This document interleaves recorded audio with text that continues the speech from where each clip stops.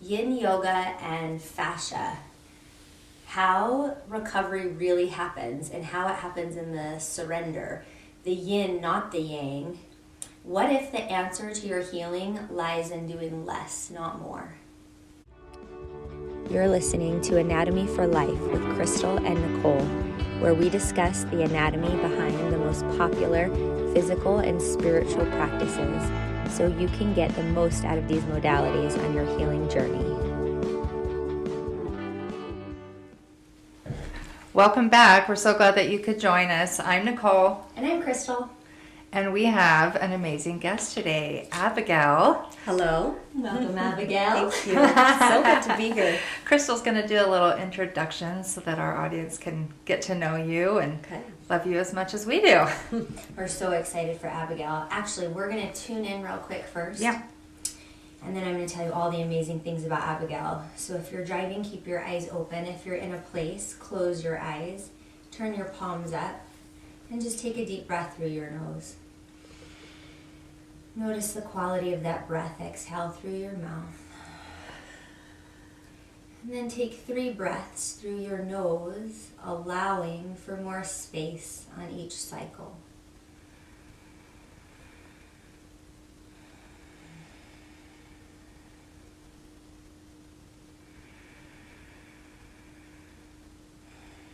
Noticing any places you've outsourced your value or your intuition, and call that back to the present moment.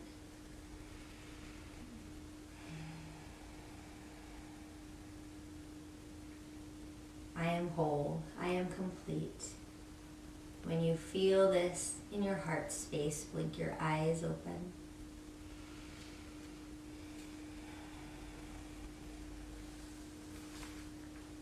Okay, so I'm so excited about this. I want to tell you a little bit about Abigail's accomplishments, and then we'll tell you a little bit about her history and what we really know about her, how wonderful she is. She's been teaching for 15 years, and she gave me this really awesome number, 1,134 training hours. I don't know if there's more now. I mean, maybe. I'm impressed. I have the exact number. I know, which I was wildly impressed with. It's more than mine for sure. But these include specialization in Yin Yoga and adaptive yoga. And so this is the magic we wanted to hear about from Abigail today. She has training in biomechanics and anatomy labs, ERYT 500, plus continuing education provider for Yoga Alliance, if you know about that. She's a nutritional herbalist from the School of Natural Healing, a board-certified holistic health coach from the Institute for Integrative Nutrition, BSBM from the University of Phoenix. And one really interesting fact is that she's a stroke survivor, and I've heard her tell this story a few times, so I know this plays a lot into some of the fondness and the depth that she's reached in her practice, right, in that recovery journey. Yeah. So is there anything else you'd like to add to that? I mean, if anybody's ever done strength finders, my top strength is learner. This is why it's like, she did the School of Natural Healing, Institute for Integrative Nutrition, over 1,000 training hours. I absolutely just love to learn. I really just have a natural curiosity. So anyway, all the learners come geek out. I identify with that. So relatable. 100%. Always a student. And I know she just got back from this amazing fascia lab from this guy, fangirl about a lot, and I'm going to go with her next year. The lab is Gil Headley's lab in Colorado Springs, but my teacher was Jules Mitchell, and she is also in the biomechanics world. She's also a yoga teacher, and so it was really phenomenal because we got to study the bodies, which we were calling our teachers. We got to study our teachers from the skin in, from the perspective of how that might apply to our yoga practice.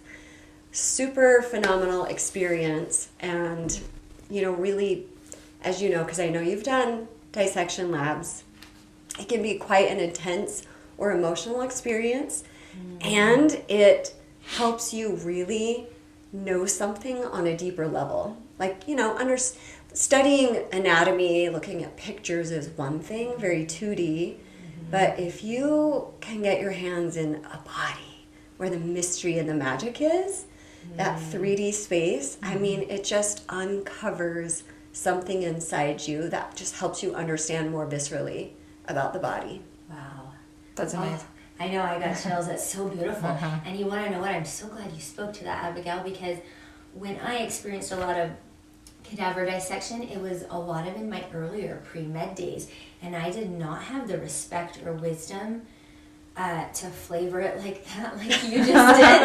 And now Just I feel doing the like, thing at the time. oh my gosh. But it was a little bit later in my career when I did get to participate in surgeries, and even one of my first jobs when I got to do surgery in a veterinary clinic, and it was coloring those experiences for me, hearing you talk about them so beautifully, because that's exactly the feeling you get. It's just like this knowledge when you can peer inside, the cadavers and also the living tissue.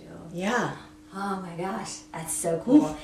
So we really want to know is, how did this journey kind of evolve for you? Like, what set you on the path, and specifically to the yin? Try to keep it brief, but I've loved yoga for a very long time, since I was pregnant with my second child, who is now turning 24. That's when I started practicing yoga, because nothing else felt really good, and I fell in love. I started practicing Bikram. I loved intense practices. I also had a corporate career at the time, and worked in their headquarters in Chicago, like the whole shebang, like career girl, wearing her high heels. I can see that. Taking care of the family, doing the yoga as hard as possible, working 60, 70 hours a week, and I was in this very young energy, right? Masculine, active, accomplishing. This can be very important, but for me, I got very burnt out. I wasn't balancing it with yin living. So yin is more relaxing, more feminine, more intuitive. That part was missing from my life, but I didn't really understand that at the time. It wasn't until I had a stroke in 2012 that things really shifted for me. So I lost the ability to walk. I had to relearn how to walk again. And this is really what got me into anatomy. I was right in the middle of my 200-hour teacher training when I had the stroke. I actually finished it after my stroke. And we did learn a little bit of anatomy, but it didn't really call to me in the same way until I had things happen in my body where I needed to figure it out. Okay, can you just describe that in a little more detail for us? I had a neck injury that caused what's called a vertebral artery dissection. This is a small tear on the inside lining of my right vertebral artery from the neck injury. It wasn't a full tear, or I would be dead. It was a small tear just on the inside lining, and your body will naturally clot, your blood will clot to heal injuries. This is what your body should do. Unfortunately, that blood clot blocked the blood flow to my brain, and that's what caused the stroke. I was in the middle of teaching a yoga class when it happened at the place where I worked. And when it came on, I started to feel very sick, and I was like, something's wrong. And I started to get really dizzy. My right side started to go numb. I talked the students down into Shavasana, sat down, kind of leaned against the wall, waited for it to pass, and it did not pass. It became excruciating, severe pain in my neck. I couldn't sit up straight. I crawled over to one of the students, so you could one of still the move employees. your hands and legs at I the couldn't time. get up, so I just crawled. Okay. He helped me out of the room, called 911. This part of the story I love to share because it's so important. It's why we practice. It's one of the reasons we practice yoga, this part. 911 was called. The EMT arrived on the scene. Now, keep in mind, I'm in a chair trying to stay conscious. I feel like I'm about to lose consciousness. My neck hurts like nothing. I'm puking. I'm so dizzy, and I'm thinking, this is when I die. And I'm talking to God, asking him to take care of my children. Like, I was prepared to die. It's a very surreal experience. But the EMT comes and he examines me and says, I think you have vertigo. My wife had vertigo a couple of weeks ago. Go lay down, rest for a couple of hours. If you still feel sick, see your doctor. So there's this moment in time that comes for us sometimes where we have a choice to make, a choice that can alter the course of our life. So I could choose to listen to this authority, which we're trained to do, which is being disloyal to my inner tuition because everything inside of me was shouting, you're going to die. Get help. Or I can choose to listen to my body's wisdom, honor my body, and say, hell no, take me to the hospital, which is what I did. I'm like, nope, you're taking me. He doesn't turn on the sirens, and he takes me to Utah Valley. It was Utah Valley Regional at the time. Now it's just Utah Valley Hospital. And we get to the ER. The neurologist that was on duty immediately recognized I was having a stroke. I had severe nystagmus, which is an uncontrollable shaking of your eyes. And they got me on heparin, which is a blood thinner. They did a CAT scan and found the little tear. They also found that I don't get blood flow through my left artery, vertebral artery. Your vertebral arteries run up your cervical spine and they kind of crisscross and feed blood to your brain. And maybe I was born that way, and maybe it was from a prior injury, who knows. I didn't really know that until I got this CAT scan at the time. So I spent a week in the ICU, a month in the hospital. I've done years of therapy. I did physical therapy, occupational therapy. I've done vision, neurovision therapy, which helped so much. Thank you, Dr. Duval. Shout out to you.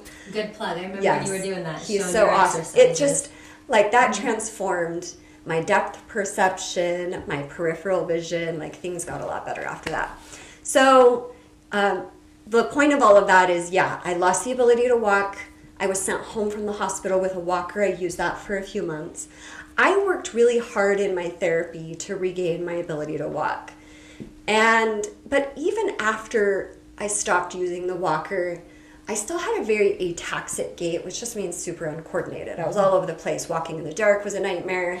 Hiking was really hard because I had depth perception issues, like maybe not even 50% of my depth perception ability. So I found Katie Bowman, who's my biomechanics teacher. She's a pretty famous biomechanics teacher. I did a year-long course with her, and that transformed my walk. Like, my walk is more stable than before I had this stroke now. I've been very blessed in my recovery, although I did work very hard for it. But I learned techniques to help nourish my walking parts, which also helped me reforge connections with my brain. I teach a lot of these things that I learned in my adaptive yoga trainings and classes because walking stability is important for a lot of people if you have injuries or you've had a brain trauma or you're just an older adult trying to prevent falls or to make sure you're able to get up from a fall. It sounds really preventative too, or you just maybe had nuances when you were developing and you're just never mindful, or maybe you've had a baby. I mean, exactly. If you are alive and you use your legs to walk, maybe they could benefit from your class. Totally. And this is why I got into anatomy, physiology, biomechanics out of desperate need for healing my own body. And of course I had to share this. When I had my stroke, there were no adaptive yoga classes in my community at the time. There are now, thank goodness. Thank you. Yes. And there are other, like 3D Yoga has adaptive classes. I know there's a chair yoga class at Brick Canvas now. So, and I teach adaptive yoga at Canyon Gate Wellness in Orem, Tuesday nights at 7. The more students you train, right? Exactly. And I train teachers now. Because even if you don't want to teach an adaptive chair yoga class, it's really good to get ideas on how to vary poses to work for all sorts of different bodies because we all have unique bodies, right? So all of this ultimately led me to Yin Yoga as well because I had such a, I'll say, aggressive practice before my stroke. And the stroke forced me to slow down and be more balanced and in harmony with the opposing energies that exist in our world. So I needed more yin, which is slow, dark, feminine, hidden, quiet. Yin is recovery, essentially, from our yang activities. And we all get this from an exercise perspective. You can work hard and go lift weights, but if you don't let yourself recover, you're not going to get as strong. In fact, you'll undermine your strength and your mobility. That's beautifully said. I know, I love that. And what I am just so curious about, because I am fairly new to Yin Yoga, I would like to know, what is a little bit of this history behind Yin Yoga? Yeah. Because like you said, like previous, there wasn't a lot of these adaptive classes and whatnot. Yeah. So how did you discover it, and how, what is kind of this history behind it? Okay, well, let me just give a huge thanks and moment of gratitude for my very first Yin Yoga teacher, Eva Hamilton. Am I saying it right? Sorry, Eva. I love you so much. I actually met her at the Southern Utah Yoga Festival where I teach, and she was one of the lead teachers there. I did a class of hers. It was actually restorative yoga, and I was like, I love this woman. Her work resonates with me. This balancing, soft, quiet practice resonates with me. So I studied Yin with her first. Was that before or after your stroke? That was after my stroke. Okay. Yeah, I think I was always on that journey to eventually finding it. But then I've continued on and I've done over 150 hours of continuing education, Yin specifically. So thanks, Eva, for that. I want to say really quickly, some people might not know what Yin Yoga is, and then I'll tell you a little bit of the history about it. So Yin is the opposite of Yang. Our Yang practices are like our Ashtanga, our Vinyasa, our core power, Bikram classes. They're about muscle and strength.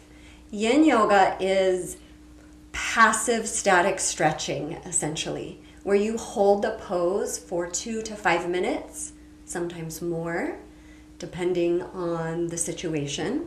And Yin, to understand Yin Yoga, you need to understand the theory of Yin Yang. And we've been kind of throwing these words around already in this conversation.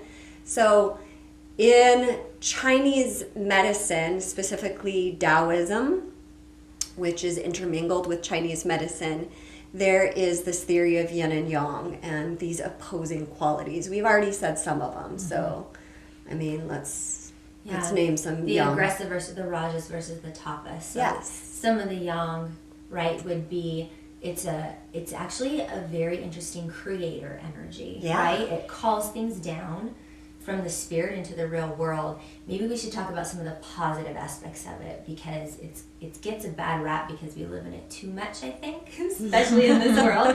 But some ways you need this is it's linear progression, right? It's logistics, it's chronology.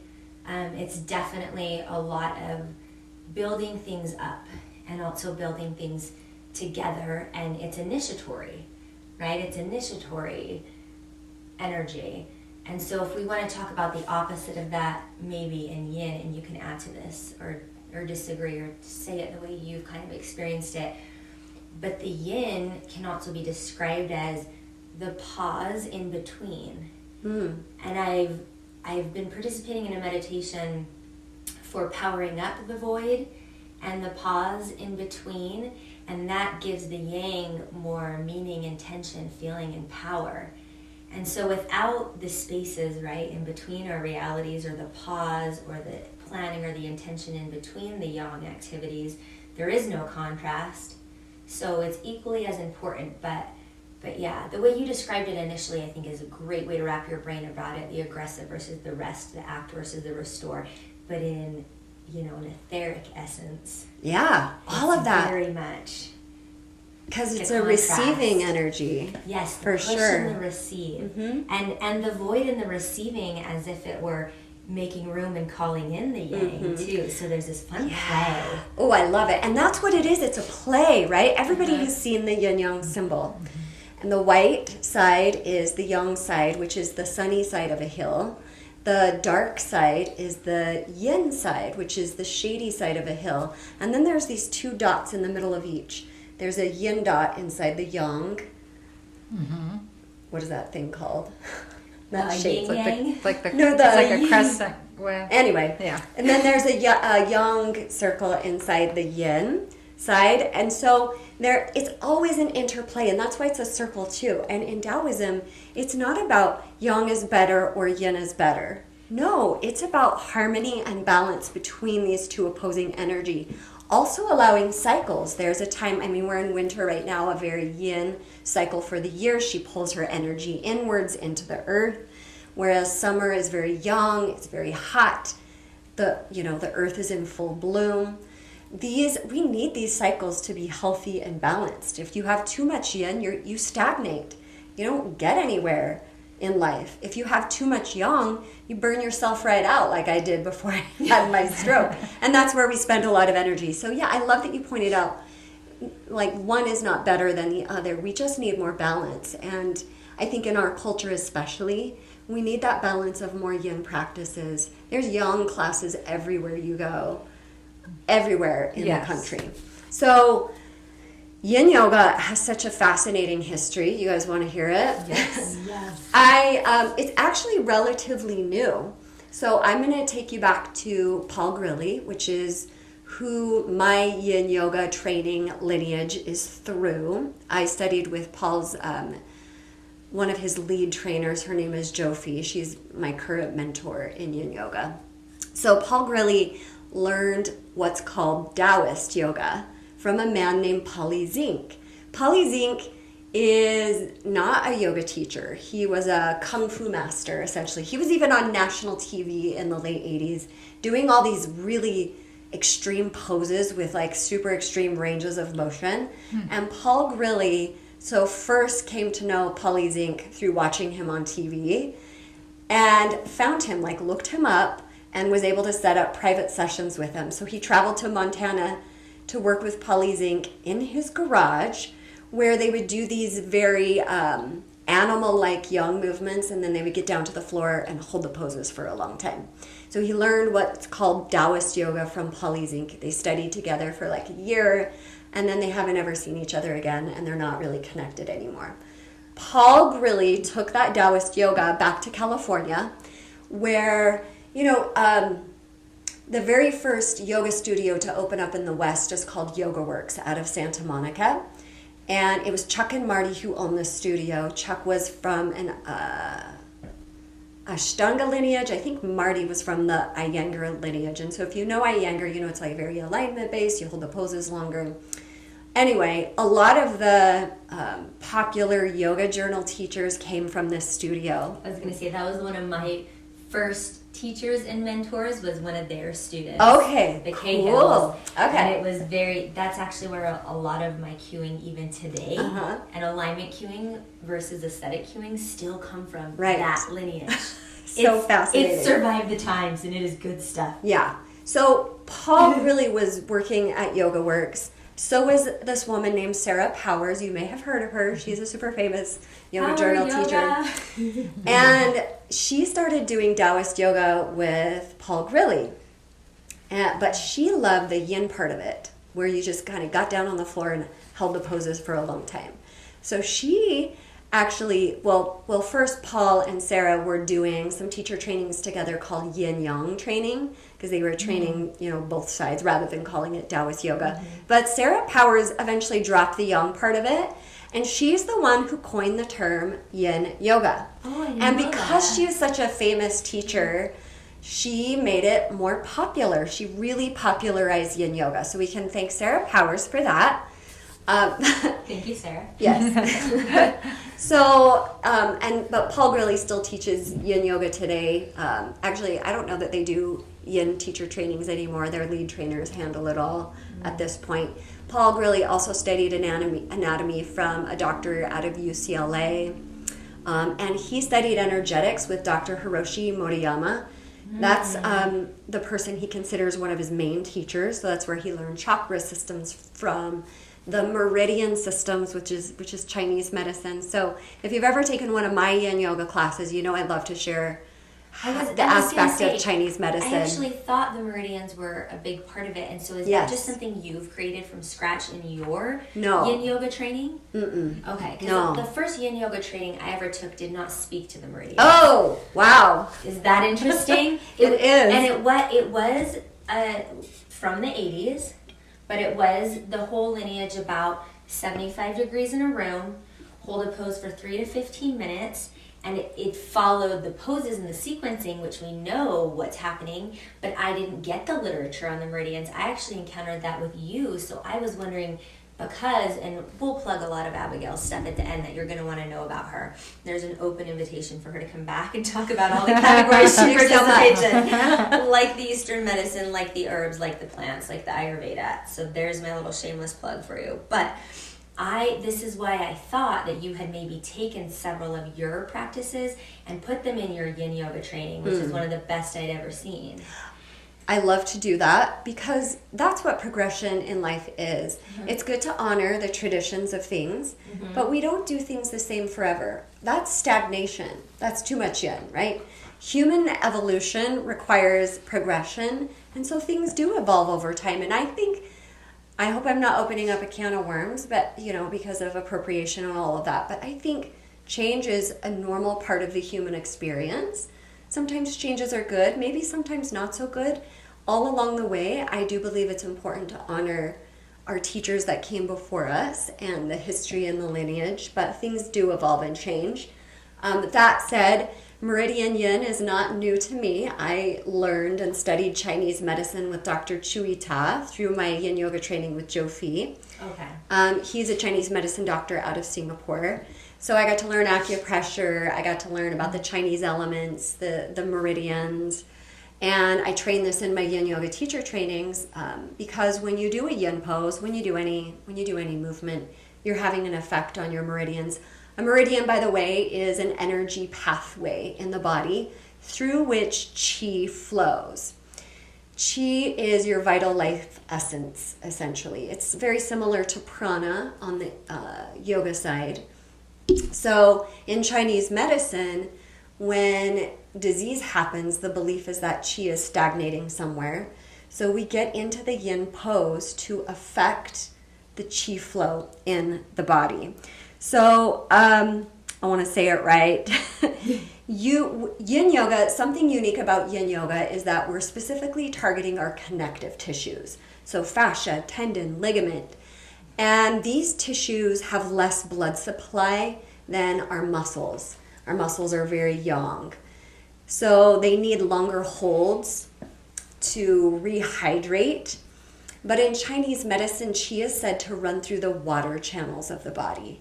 So we're targeting water channels in the body with our Yin Yoga poses. We're helping to free up any stuck qi so that it flows freely through the meridians so that you get balance, harmony, all of that. So if your fascia is stuck and dehydrated, then if you follow a meridian line, so like you can get on Abigail's website, you can look this up, right? For example, a line from like your heart down to your arm, then that qi or whatever the purpose or the energy in that line is now stopped. So if that's your kidney or if that's love or if that's right, whatnot. Yes. So now you've delved into a territory where you're explaining to us how the mechanisms on the physical plane, the physical tissues in the body are affecting energetic channels. Yes. And emotions Yes. and personalities and health. Because we use yin to mobilize the qi flow. And there's some physical, like we're talking energetics right now, physically, because I know you're all into anatomy. I'm in Crystal's anatomy course. I cannot wait. Some new research about fascia. Fascia is like, we're getting new research all of the time, and connective tissue in general. In fact, we all know of the 11 systems in the body, right? Like the reproductive, the digestive system, all of those. Now there's like this new system, which is the mechano-connective system, related to fascia and Which is all these another way of connective saying- tissues. So Abigail just sent me that on the last summit for fascia that was just held. So I can't purport to have found that on my own. But she's the best resources. So yeah, so they're saying the fascia is a whole new system. Yeah, and it's everywhere in your body. There's also some research that shows the fascial matrix, it's filled up with this, like, we'll just call it a goo-like substance. It's some fluids. When you hold a pose for longer, you're, putting a compression, a tension, a stress. And there's healthy stress and there's distress. So when I use the word stress, I'm talking about that healthy hormetic stress. When you compress and stretch the tissues, you push the fluids out of the fascial matrix. Think of this like a sponge, or even better, think of it like a dam.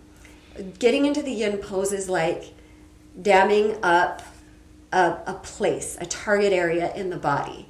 So the fluids push out and then they start to build up and build up.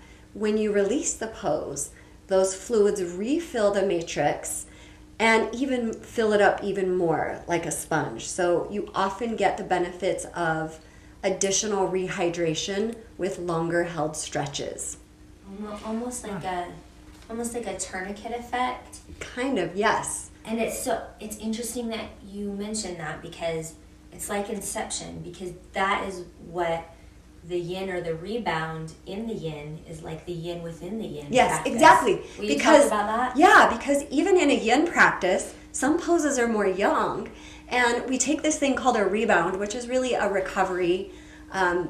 You'd sometimes take it after a repose. You don't have to. I mean, there's no yin police out there. You can do this however you want, but a rebound is really the time for all that magic to happen, for you to recover from the stress you were just putting on your tissues, for you to feel the qualities that you've stirred up during your practice, for you to tune into some of the more subtle sensations in your body, things like qi flowing, or fascial fluids refilling, or blood flowing, or whatever is you're present with, essentially. That is really important actually for your nervous system and for your brain to like really integrate the experience that you just had. That recovery is huge. And we call it rebound. This is time for your tissues to recoil. And because we're targeting your connective tissues, they're less elastic than your muscles. They're more plastic. They're made up of collagen, some elastin, some other fibers, but they're just stiffer in general, so they take a little bit longer of time to recoil. So you take a minute or two break, maybe after each yin pose, maybe not. I do it in a variety of ways. I love that. Yeah. Do you have any thoughts? No, I mean, I just feel like I'm like a sponge right now. You are the fascia sponge. I am the fascia Well, the sponge. thing about, we don't talk about connective tissue enough. And the thing about, our culture is that we, especially if we have a very sedentary job and we do a lot of sitting, which most of us do, like none of us are immune to that, our connective tissues, our tendons and ligaments included, stiffen up. So you don't really want to overstretch any of these tissues, especially ligaments, but in yin, we want to open space in the joints. So if your ligaments are getting stiffer and stiffer and stiffer and drying out, you've got to apply some tensional stress to it to get it back to its natural length, not overstretch it. And so this is where yin can be very beneficial, but yin requires that you're very present with your body so you don't overstress your tissues. Ooh, and that's a fascinating point. Do you have one more thing to say? Oh, I was just going to say, just as you're talking, I guess the one thing that keeps coming back to me is that, I know that there's the two sides of it, but I feel, to me, what's speaking to me is that it should almost be like the beginning and the end. Like, in any practice I've had that's been physical activity, and I resonate with your story so much, but if you're starting with the yin practice and then going into the yang practice, it seems like then you'd almost want to bring it back down with the yin practice, So I almost see it like being like that should be almost the beginning and the end. You could. Like just to kind of keep your body. And why aren't you a yoga teacher? I have a yin yoga teacher just do training marketing. coming up. You will join it. Abigail will be running one this February. Good to know. Okay, so you had a really interesting point when you started mentioning how our bodies tighten up and take on the shape of what we're doing most of the time. So I want you to go a little bit deeper into that, and I'm also wondering if you'd be willing to speak a little bit on because our fascia is a multifaceted system. Now it's a whole system, so we can delve lots of time into it. What type of things, physical, emotional, mental, spiritual, cause all of that tightness? What can cause the shapes and the things going on? Because I definitely know of a lot of cases where people would say, well, I don't work, or a lot of mommies or a lot of women who say, well, I don't sit at a desk all day, but I do have fascial adhesions in my neck. I do have, disproportionate things and like asymmetry and like all of these things. So I just want you to kind of open that world a little bit if you'd be willing to. Well, I mean, the easiest thing to start with is the physical aspect of it, where your body is literally casted by the shapes you make with it and what you spend most of your time doing. I mean, think about it. If you go to yoga every day, an hour a day, every single day, every week. That's the dream. It feels like, yeah, I'm super mobile, right? I move a lot. But if you compare that to all the other hours of the day, what you're doing, an hour a day only represents 4% of your time. So what are you doing with the other 96% of your time? Maybe your flavor of sedentarism isn't sitting at a desk. Maybe it's sitting on a couch, or us in these chairs. Yeah. I don't know, but we're very undernourished from a movement perspective, whether or not we have a job, whether or not we're a parent. Our body goes for the path of least resistance. What we need to keep range of motion and to prevent stiffness is lots of movement, a variety of movement, and many different shapes with our body. So like from a physical standpoint, it's helping us, right? It's a system designed to protect and support us. Because if we're making this repetitive movement, even if it's sitting in a chair, our body is intelligently going to be like, I'm going to strengthen those tendons and shorten this fascia for you to be able to hold this shape more easily. Hey, this is what we're doing? Let me help you do that more. Yes, let me support you. And from one of those articles you sent me from the fascial convention, one guy had pioneered a new term, and he called it fascial armoring. Yeah. That's what your body's doing. It's like building you up to be in the shape that you're putting it into most of the time, for sure. Yeah. I mean, and energetically and mentally, of course, our nervous system is connected to our fascia. In fact, our fascia has 6 times more nerves than our muscles do. So they're very linked.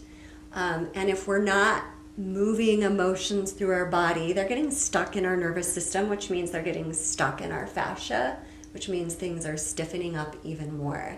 So Yin Yoga is really great from that perspective because it is a still practice. You're in a shape for what might feel like forever to you if all you ever practice is Yin Yoga.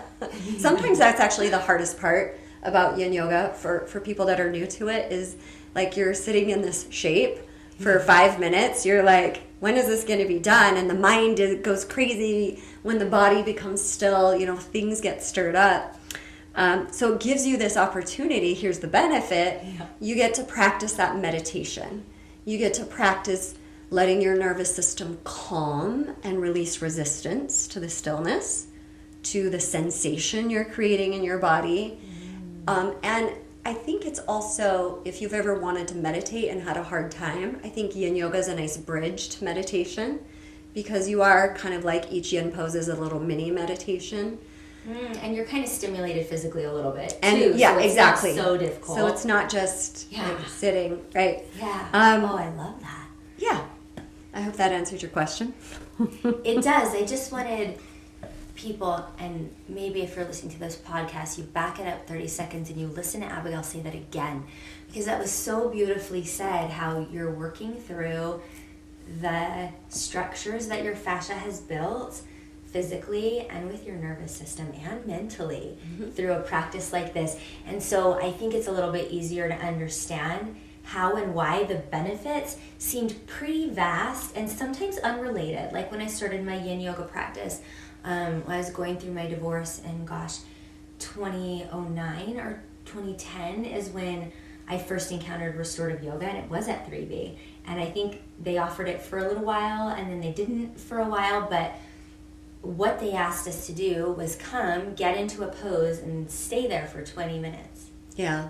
And my mind was just, all of what you just described was all happening in my nervous system and my mind. But what I began to experience a lot of it did seem kind of unrelated, and there's a lot of benefits. So besides the things you just talked about, what are some other benefits people experience with their yin practice? You hear from your trainees, right, when they're in it with you?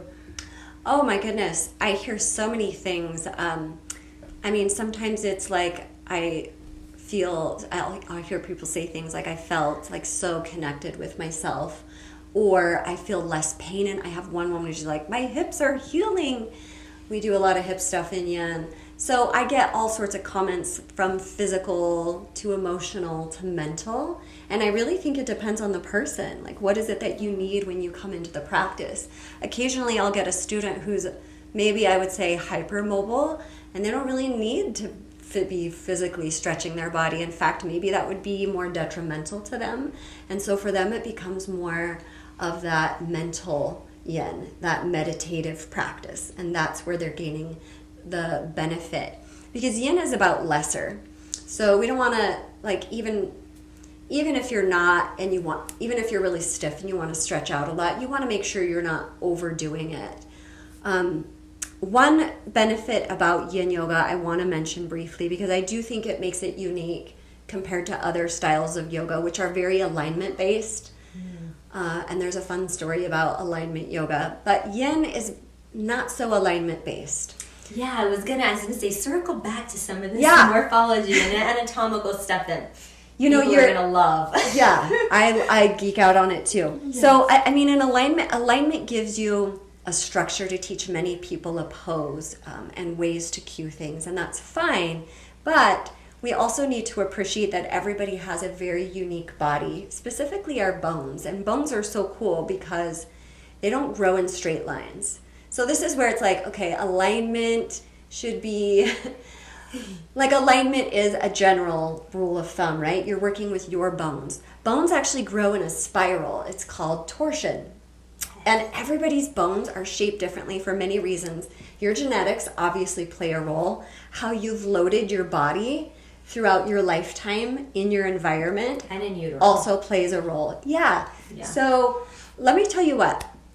From my dissection lab, this is just will be a great example. We had two teachers that we were working with. One was male, one was female, and we had gotten to the point where we were down to the hip, the femur head in the acetabulum, which is the hip socket. Right. And I was kind of playing around with both. And on the male pelvis and femur, his leg could abduct like 180 degrees before we hit bone, before his femur bone hit the lip of his acetabulum. Mm-hmm. Like, this guy could have done the middle splits in his lifetime. His bones wouldn't have stopped him. He would just need to stretch his tissues, right? I'm kind of jealous. Right? Wow. So then I'm playing around with the female pelvis in the same way. And the shape of her pelvis, like, her acetabulum was oriented a little bit differently. Like, her abduction was only like 60% before she hit the lip. She never would have been able to do the middle splits, no matter how many times a yoga teacher would say, just keep stretching, it will come. Her bones are going to stop her, right? So you can change your tissues, your muscle, your fascia, your tendons, even a little bit your ligaments, but you can't change your bones, right? So this is important in Yin Yoga because we're holding the poses for a long time. If you compress on bone over and over and over again for long periods of time, you can cause an injury. You can cause osseous bumps, bone spurs, arthritis. Or just simply degeneration of the tissue exactly. and the fascia and the hydration. And this happens to dancers all the time, right? Because they're over stressing. It actually happens to advanced yogis all the Hell time. Yes. Okay, so we actually learn a lot about bone morphology in Yin Yoga, and we use props to support all the variety of things you're going to see. So we focus a little bit more on the target area of the body, whether it's a part of the body or a specific meridian from Chinese medicine, and we allow the students to find the sensation in that target area regardless of what position or shape they're making in their body. Okay, I love this. So if you're going to walk into a Yin Yoga class, just for our listeners, if you haven't tried it and you're not convinced yet, what's wrong with you? When you walk into your first yoga class, Yin Yoga class, it won't be like Yang, where a lot of times you're thinking, oh, grandma in the corner's got a block and that guy's using bolsters and straps, so he must not be very good at yoga, right? Like this strange rhetoric where you don't want to pick these things up. You go into your Yin Yoga class, and I have learned to be the person that steals all the props before anybody else can get them, because the thing you're talking about, the perspective, the shift, the benefit, is you really want to get into all of that. The you sensation use the props based on your anatomy. Mm-hmm. You use the props to help you with your specific anatomy. You also use the props so that you don't have to use your muscles as much. And props don't necessarily mean you're weaker. Well, they never mean that. Right. I mean, back in my Bikram days, I used to think props were a joke. Then I had a stroke, and I wouldn't have had a yoga practice if I didn't use props. This is what I'm saying. I have a lot of respect for them. It's worth speaking to that mindset, but right? props can actually deepen your practice. So you remember the Yin class you were in with me in December when you were in a Sphinx pose, and you weren't feeling the stretch in the front of your hips, your abdomen. So we used a prop to hoist up your legs, and it actually increased the stress we were putting on your tissues. And that's why I go to your class, because there's these things I want to achieve, and I just know, I just look at Abigail when she's done saying the things, and I just wave her over. Like, show me how. Yeah, and I remember in our photo shoot we just did, you have such a beautiful revolved triangle pose. Oh, thanks. And I was looking at it, feeling so jealous, but then remembering the morphology, and simply, I think between you and me, it's our body proportions. And that is one pose that took me 9 years of hating before I picked up a dang block, put it on the outside of my foot, put my hand down on it flat, and even sometimes the highest setting is the best, and all of a sudden, my entire bone structure shifted into alignment, where I could actually square my hips, and for the first time in 9 years, felt the axial extension, felt my TFL open. And that's the whole point of a reverse triangle, and I right? was so angry. I was like, this is what everyone's been experiencing in, Pavrita Trikonasana for 9 years, and because I had something against blocks, I just couldn't open that space. And we have this perception that we should be able to do any pose if we work hard enough. Right. And it's just not true. You cannot change your bones. You can change your tissues, but if you've passed puberty, your bones are your bones. You can certainly strengthen your bones. You want to load on them. Loading on your bones, a little bone compression isn't bad. It can actually help stimulate cell regeneration. Yeah, but it's too not much, balanced. yeah, It's that exactly. yin and yang again you talked about. Mm-hmm. I wonder if you would address the joints, because I feel like in my studies, and Paul Grilly is great at this, so you can get on his website, and I have some photos in my anatomy course where he's done a great job at diagramming the different morphologies, so you can actually see this and the variations, and I love that. But I feel like that has been applying in a lot of my joint research too, where a joint can be arranged in a certain way. And it's not necessarily a bone torsion, but it could be an orientation, right? Like a twist in the carpal or tarsal bones. I'm talking about your wrists or ankles. A twist in the elbow, like hyperextended elbows. And it gives a different flavor and ability and overall shape to what's going to happen when you get into these poses. And I find it fascinating. So what about the joints? Well, I mean, in Yin Yoga, we're trying to make space in the joints. Okay. So in Yang Yoga, when you contract your muscles, it closes the space in the joints because we're creating stability. So we can be doing all these movements, right? In Yin, we want to relax the muscles, target the connective tissues, including the ligaments, not to stretch them beyond their original, but to unravel some of the contraction that's built up over time. Because that will help it to open the joint space, which is what is going to give you a bigger range of motion. Okay, so your joints, that's where we move. We move from our joints. Like, you don't move from the middle of a bone, right? It's the joint space. And if all the tissues around your joint space are contracting and contracting and contracting, your range of motion is going to go with it. So Yin targets the joints specifically, and the tissues around the joints, right, which is made up of part of fascia. Like, when you look at somebody's body, and you see that very thin, like deep fascia on the muscles. It's so beautiful, by the way. It's like this beautiful pearlescent. You're gorgeous on the inside, people. You can't tell where that ends and tendon starts. And when you're looking at a tendon, you can't tell where that ends and ligament starts. Like, it's like all just sort of building on each other. Anyway, so we're targeting that. We're letting the muscles relax. So let's take a little finger example here. If you push your finger down and resist against it, it's not going very far, right? Because your muscles are contracting and you're closing the joint space. But relax your finger, and then now your muscles relaxed. You're opening up more space in your joint. I love that. I definitely think that would call to a lot of people, because that's where the injuries occur as well, right?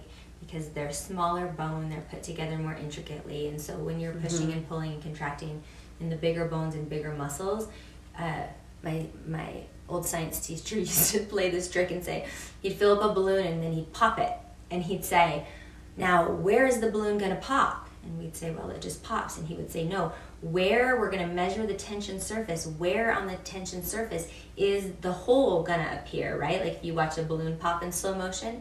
And the answer is in the weakest space, the weakest part. Yeah. So I kind of think that's like our joints. So if we can open that space and we want to do it slowly too, because those tissues are stiffer. If you do like sudden movements with them, that's injury, just like you were saying. So they need time, like slow. See, yin, right? Lesser, slow, time.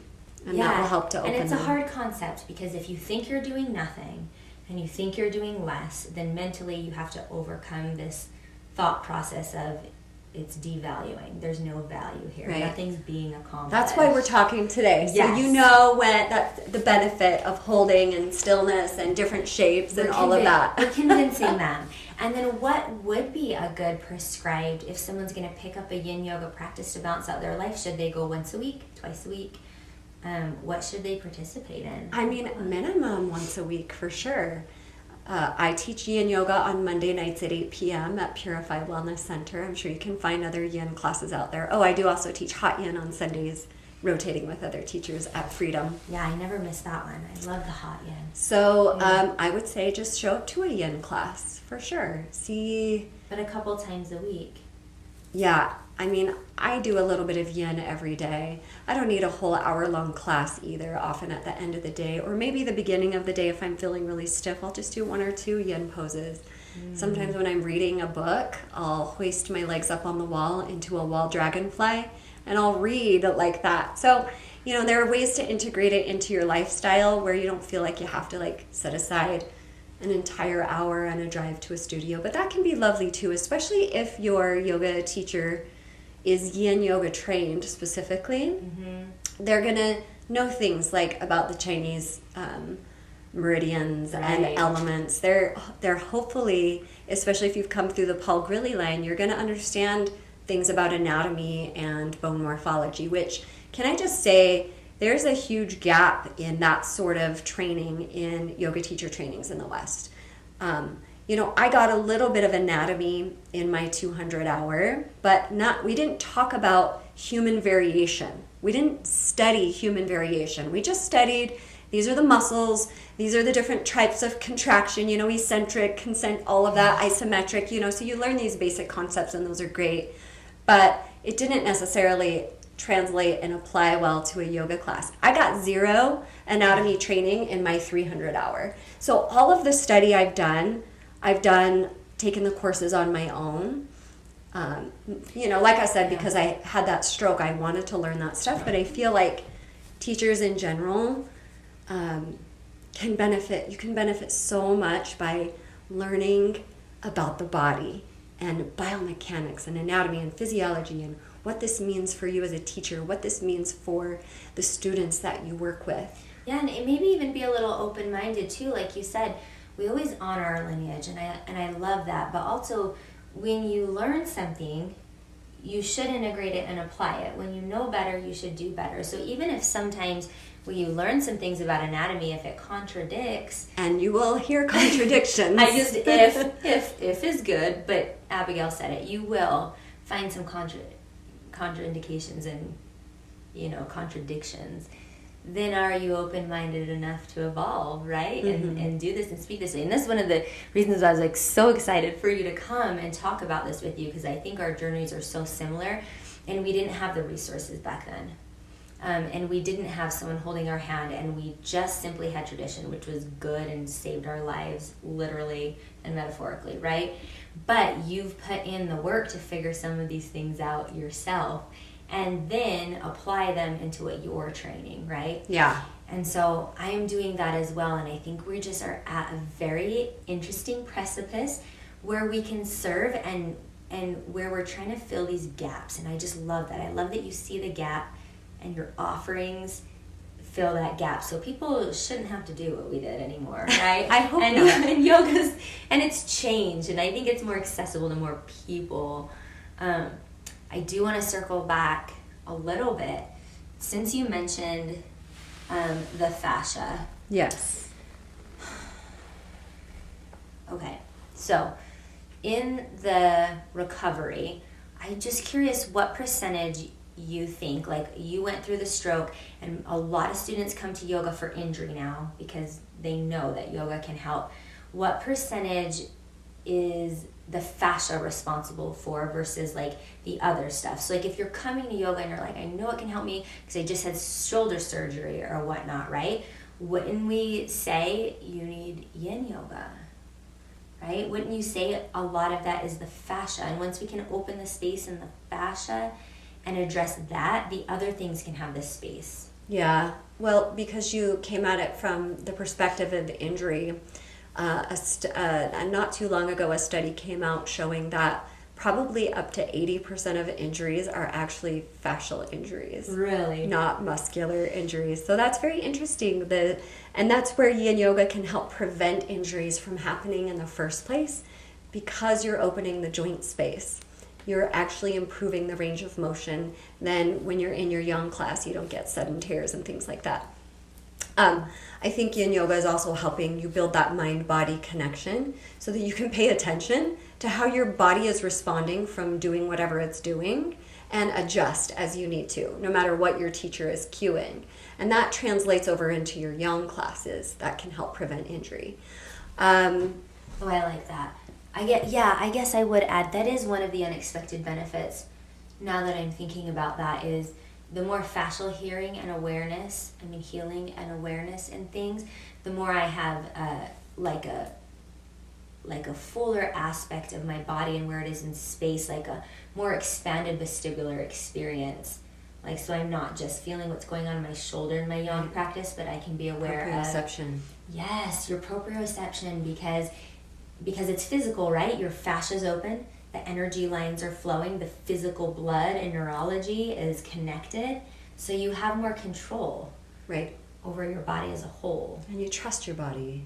Like, you really trust your body when you listen to your body, and Yin can help you listen to your body. I love that. Absolutely. So beautiful. I do want to tell everyone the things that Abigail has coming up and how to contact her and all those things, and then plug them in the show notes. Do you have any last thoughts to leave us with before I do that? I don't know. I think that wherever you are in your journey, dear soul, it is the perfect journey for you.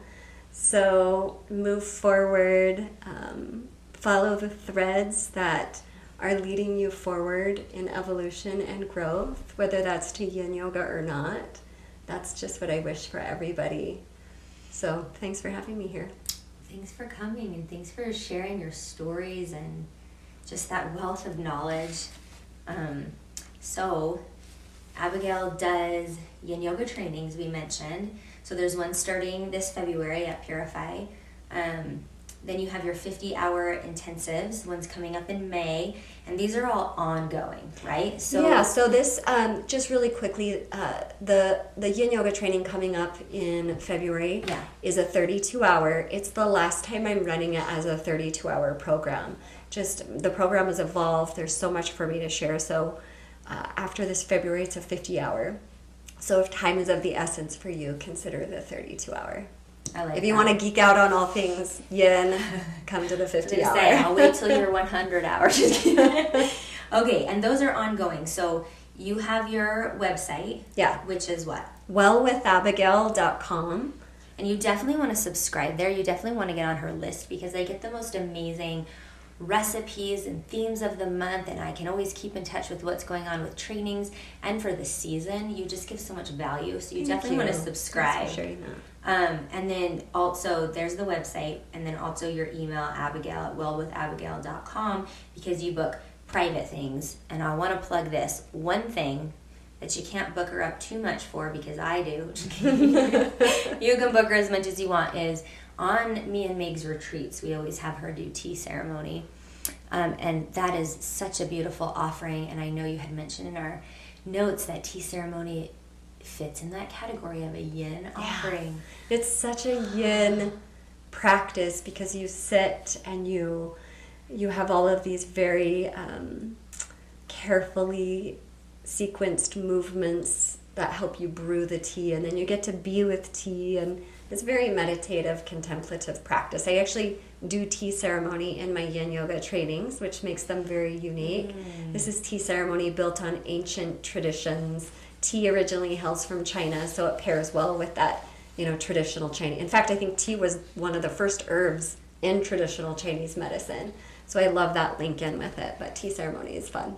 I love that. So if you have not experienced a tea ceremony, you absolutely need to. Everyone that has just cries, and I just want them forever at all the events we do. And you will be. So she'll put those events on there too, right? If you're serving tea ceremony in a public event, someone wants to find you, they can go to that. And then the last thing is the socials. So you have 2 accounts, Well with Abigail on Instagram and Adaptive Yoga Utah, which is that stuff we touched on at the beginning, which really, it needs to be done justice, right? So if you're in a space or you're working with a population, and I actually plug this a little bit in what's coming up, my free webinar for my anatomy courses, because I do get a lot of people working with specific situations or populations, and I just have to say, look, email me, reach out to me. We're not covering this in anatomy, morphology, and basically vinyasa hatha poses, because it really deserves right, like its own training and trying to dive deep into those things. And so I'm referring to Abigail for all of those things. So if you're coming at it like, I need tools because I'm working with paraplegics or with this certain age group population or whatnot, I know some from learning from Abigail, right? And I think I'm pretty smart, but I'm nowhere near that training. And so is that Instagram just all your adaptive training? Yeah, it's such a unique thing that I kind of gave it its own space. Okay. For those people who are interested in just adaptive yoga, working with people with disabilities or older adults or injuries, using chairs, etc. So you can, anything you want to hear about adaptive, go to that, and you'll see more. Yeah, I love that. All right, wow. And I have to just say, I'm so excited to take your anatomy course, Crystal. I think, like I said, I see this huge gap for anatomy and physiology with yoga teachers. And I know that's not what yoga is all about. I know that there's a very energetic side. There are very spiritual practices that come with it. And for it to be a really holistic practice, we need that anatomy side as well. So I love that you're bringing this out to the community, and it's an honor for me to be in your upcoming course. I just can't wait. Well, thank you. That means a lot coming from you. I'm excited for your feedback and our co-creation. And it's like you said, it's the yang and the yang, and the yang and the yang. It's like you've got to create the structure for the creativity to flow, and it's just beautiful dance. So I just love you to death. I love you too. Thank you.